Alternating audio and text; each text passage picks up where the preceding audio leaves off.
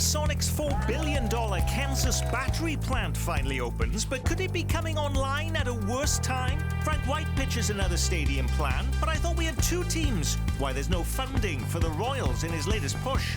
Area schools ringing alarm bells as the White House withholds more than $6 billion in education funding. How will it affect back to school where you live? Also this week, get ready for cheaper beer and bars open 24 hours a day. Just one of the measures signed into law by a busy Mike Keogh this week. Missouri governor also praised for slashing the tax on diapers and tampons, but panned for repealing paid sick leave for workers. Position A was put together by several $1 million of outstate interest. There was nobody in Missouri who brought that bill to the ballot. Those stories and the rest of the week's news straight ahead. Week in Review is made possible through the generous support of Dave and Jamie Cummings, Bob and Marlise Gorley, the Courtney S. Turner Charitable Trust, John H. Mize, and Bank of America N.A. co-trustees. The Francis Family Foundation through the discretionary fund of David and Janice Francis, and by viewers like you. Thank you.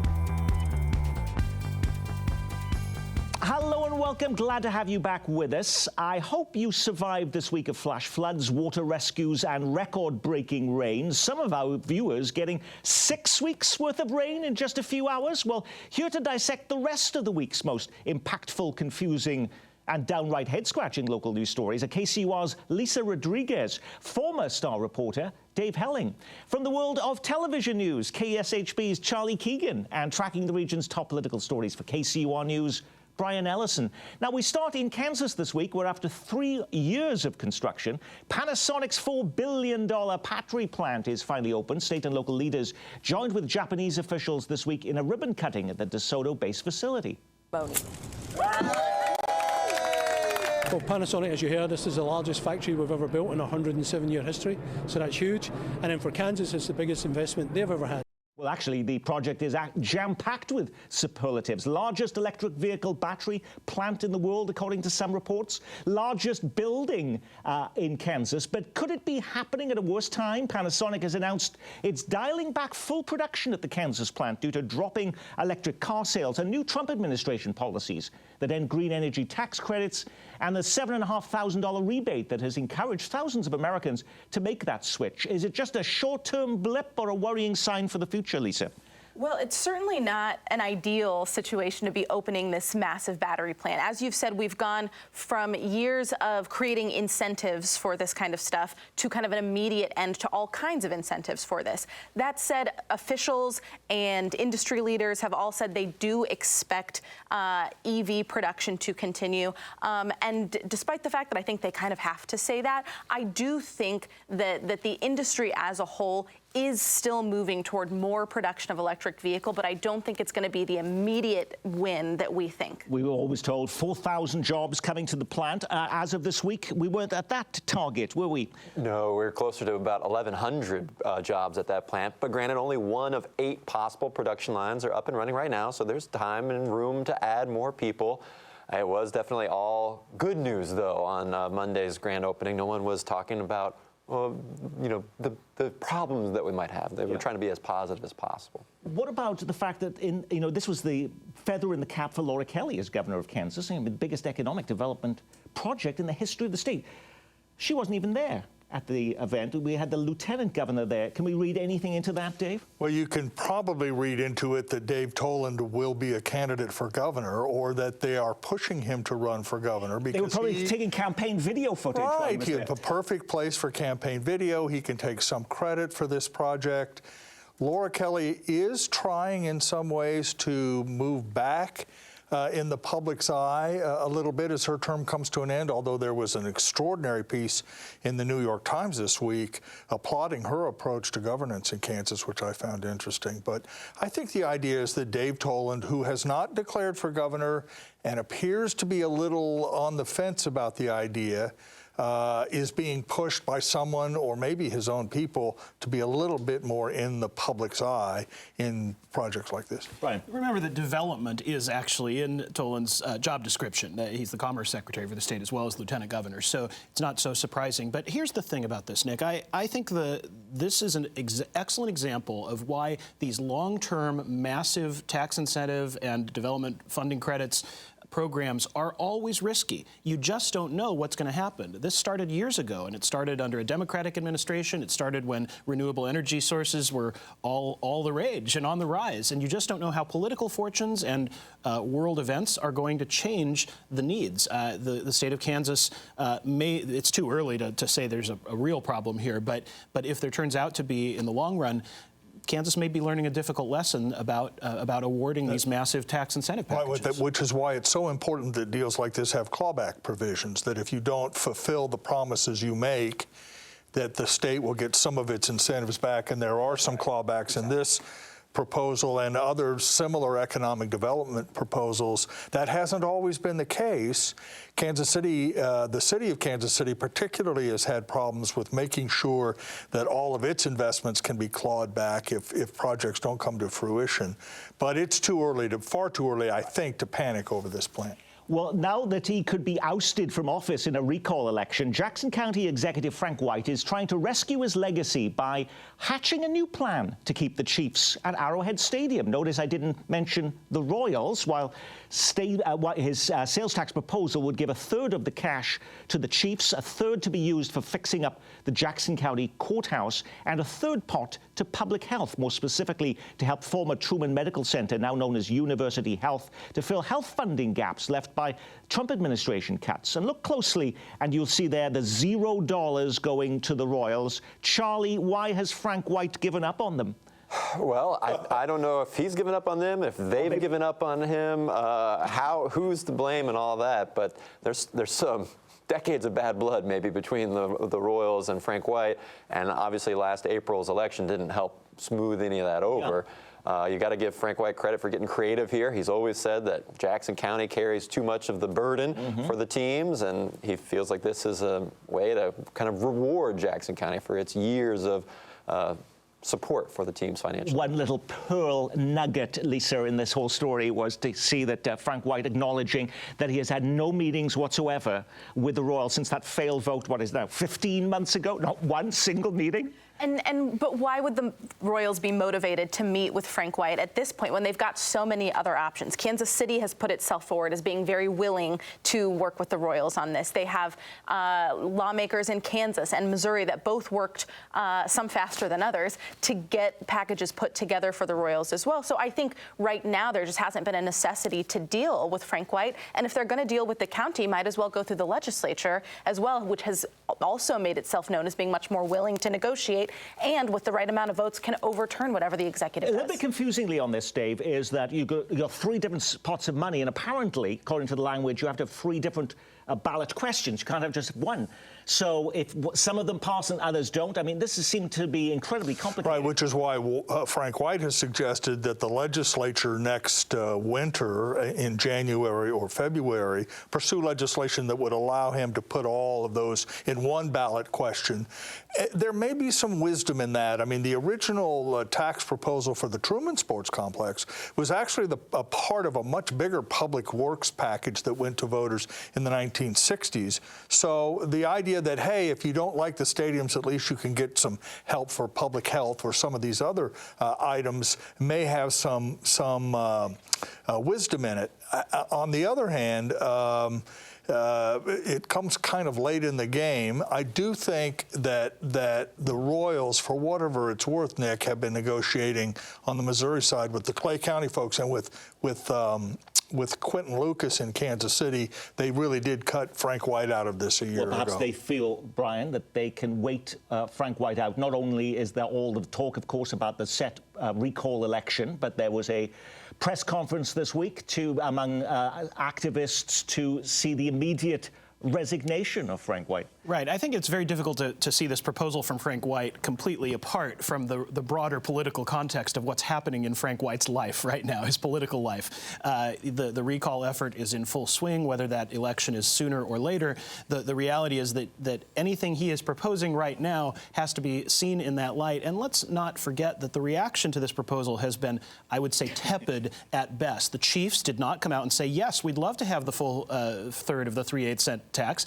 They were much more measured in their response. And of course, even Governor Kehoe, who has called for local support for any stadium plan that goes forward, said that's very interesting.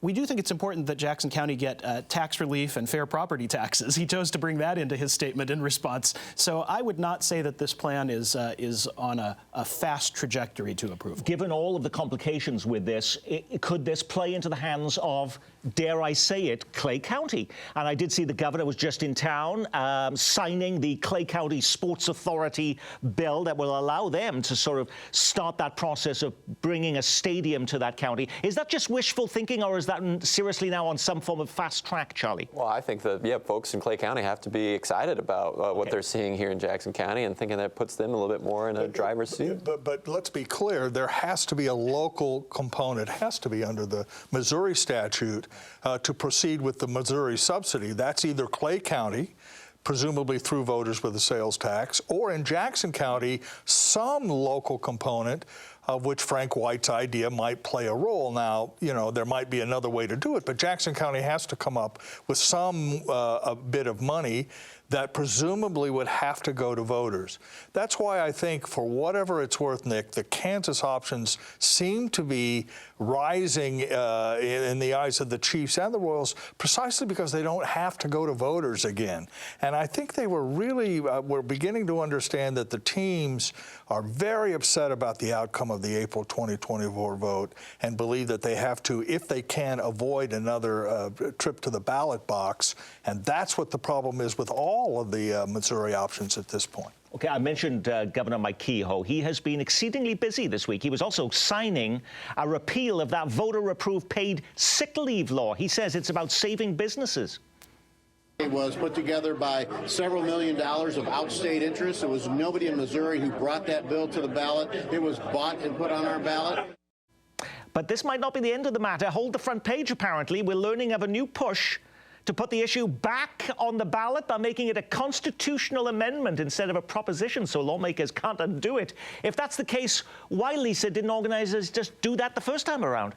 I think passing a constitutional amendment, the issue with that is that it creates a very messy and complicated state constitution.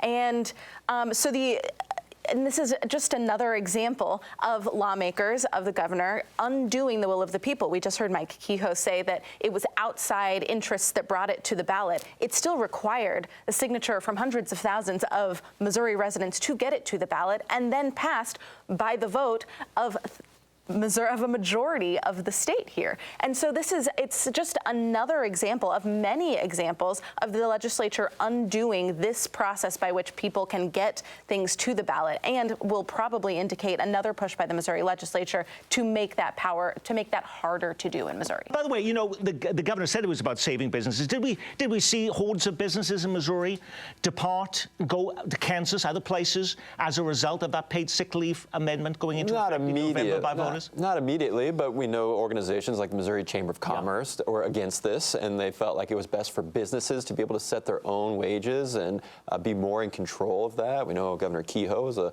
small business owner, a car dealer for many years, and has definitely been a supporter of that kind of free enterprise capitalism. Well, Governor Kehoe also signed several other interesting bills into law this week, including eliminating the luxury tax on diapers and feminine hygiene products. They considered luxuries. Some stories say the tax would be totally eliminated, but it's just going to be reduced, right? That's right. From 4.25% or so, the luxury line, to 1.25%, which is regular sales tax. Now, also this week, Governor Kehoe tried to present himself as the friend of Missouri workers by cutting the tax on beer, which is already one of the lowest in the nation. In addition, bars on the Missouri side of state line will also be able to stay open 24 hours a day when the World Cup arrives, thanks to a Kehoe-signed bill this week.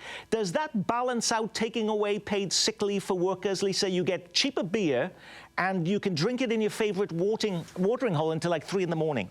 I don't know that we can compare them equally there. Certainly, this is something that we expected to happen for the World Cup. It's also something that will only happen for those 2 weeks during the World Cup. So it's not quite a free-for-all yet. Yeah, well, I think that the comment that the governor made as he signed the bill that this was out-of-state interest is the go-to excuse for all the Republicans on anything they don't like.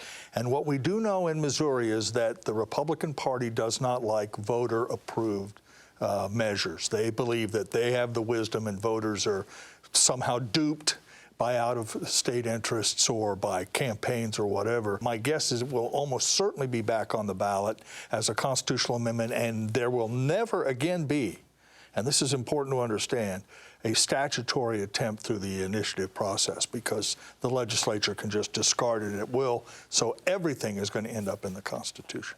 Area schools are ringing alarm bells as the White House withholds more than $6 billion in education funding.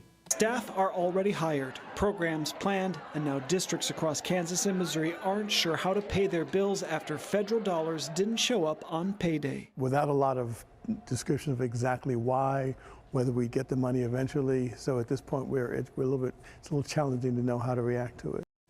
Now, we're seeing a lot of these doom and gloom headlines about programs being cut, only to see the money restored quickly after the headlines appear. What about this? How is this going to affect back to school where we live, Lisa?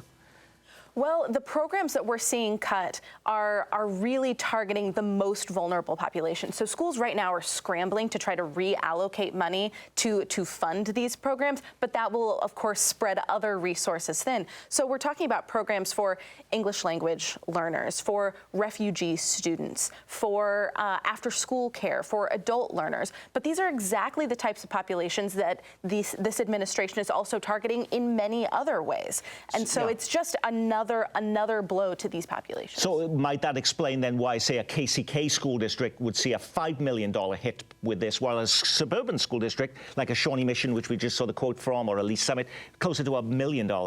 Right, exactly. We see in those school districts a lot more of those kind of vulnerable population in the KCK, for example, a lot of immigrant students over there. And for school districts, it's just got to be more of the head scratching or more like the confusion that comes along with that maybe is harder to plan for than even just doing the work. You know, do we have the money or do we not have the money? Yeah, but lots of people are feeling the heat and certainly feeling cuts. And we in public broadcasting have our own concerns, as the Senate voted this week, to rescind all of the money going to public broadcasting, Lisa. Absolutely. It's when we talk about the ways that the Trump administration is affecting lives in Kansas City, this is yet another example. This, for KCUR, for our station, we stand to lose about $500,000 a year, which goes toward all of our local programming, any of our news programming.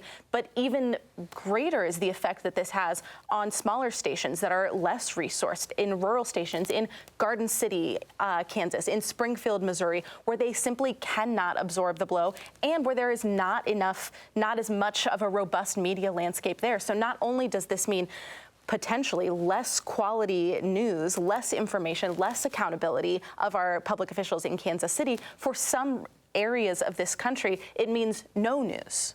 And for us, it's $1.5 million, which is about 13% of our budget. Would you still appear on Kansas City Month in Review, Brian? Well, I would consider it, Nick, if I can fit it into among the several other jobs I will have to work. No, I'm kidding. But here's what I will say, Nick. This is often portrayed as a large national or ideological issue, but of course it is a local issue as well, as Lisa explained, and it also is voted on by people who represent local communities.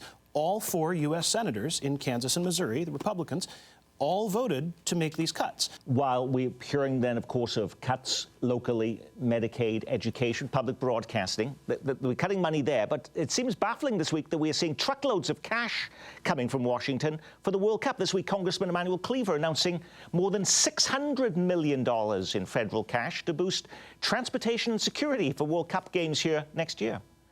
It costs money to make Kansas City and the United States look fabulous.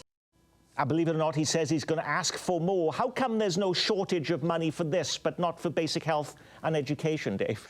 there's always money for what you want to spend money on, and the World Cup in this is one of them, and they found it, and if they don't have it in the till, they'll just print it. And perhaps we actually will need more money for security now that you can drink 24 hours a day during the World Cup here. And Kansas City leaders just found out some bad news. That temporary jail they're trying to build won't be built in time for the World Cup. So there's going to be no place to jail people causing trouble during the biggest event in our history, Charlie? I know, right? The soccer hooligans, they get that nickname for a reason, right? But I guess the city's looking at lots of different options for a temporary jail. They said that the option on the 8th floor of City Hall is the one that won't be able to be complete till after the World Cup. But there is still a possibility of building some like modular container-style holding cells on some land that the water department owns way out east by like 435 and Front Street. So we'll see if that comes together. Which sounds terrifying, a container system like for alligator Alcatraz in Kansas City. While we've been focused for the last couple of weeks on this program about this sort of recall election of Frank White as Jackson County leader, voters in Wyandotte County are going to the polls before then to pick a new mayor. In fact, early voting starts next week. Tyrone Garner has made the surprise decision to not seek re-election, and there's a large group of candidates wanting to succeed him. Can you remind us why he decided not to run for a second term?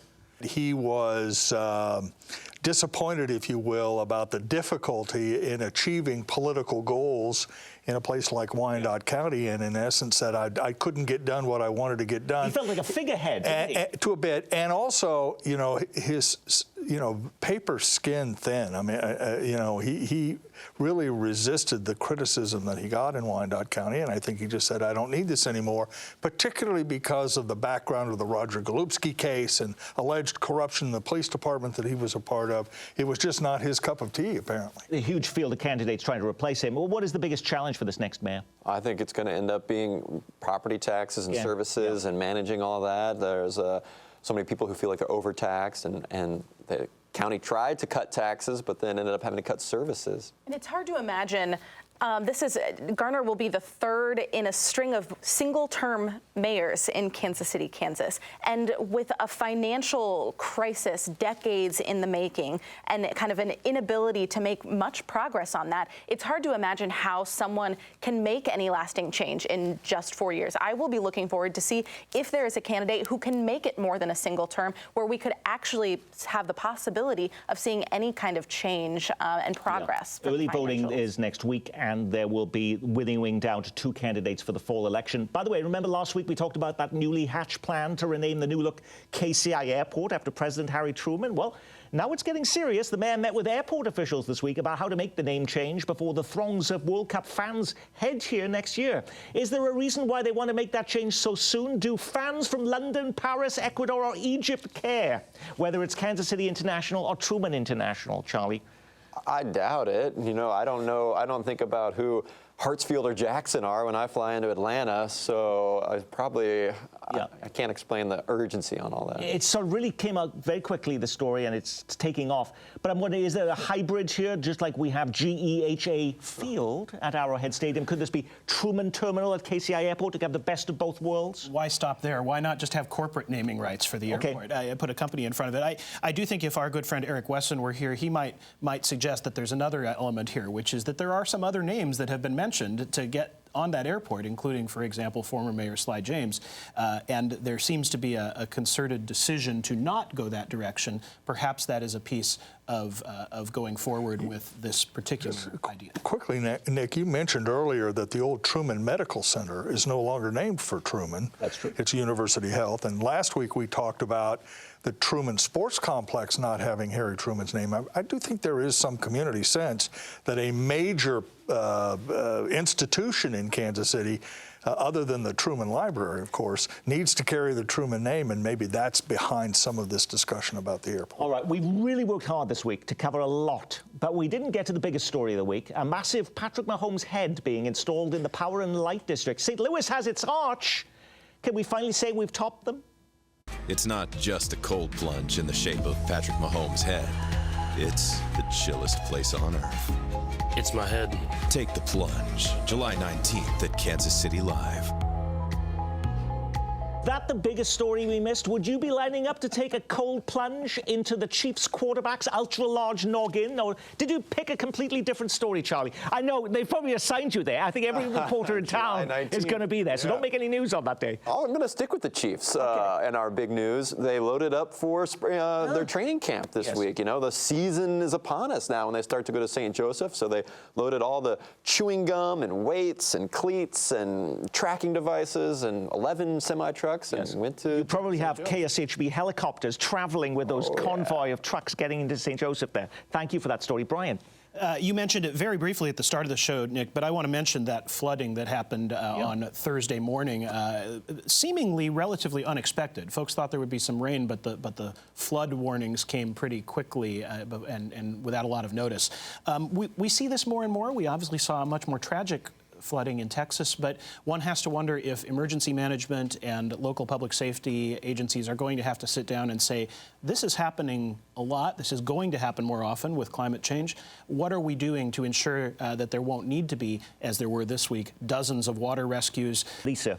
We'll go back to Wyandotte County for just a moment. On Wednesday night, commissioners in Wyandotte County in Kansas City, Kansas, voted to not continue with this revenue-neutral budget that froze property taxes in 2025. And so 2026 residents are likely to see property tax hikes again in a county where people have long complained about property taxes. Yeah, and so I think that one of the great stories now going on under the radar in our region is a debate over the best way to tax citizens to pay for government. Property taxes, there'll be a real effort in Kansas and in some ways in Missouri to limit property tax assessments and appraisals and the property tax revenue. At the same time, in Missouri, there's discussion of ending the income tax. And Kansas is talking about further cuts in the income tax next year. So there is a discussion going on about how do we raise money for government.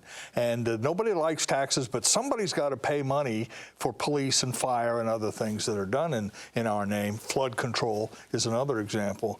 And that will come to dominate, I think, politics in 2026. And on that, we will say our week has been reviewed, courtesy of KCUR's Lisa Rodriguez and Charlie Keegan from KSHB Channel 41, KCUR's Brian Ellison and news icon Dave Helling, and I'm Nick Haynes.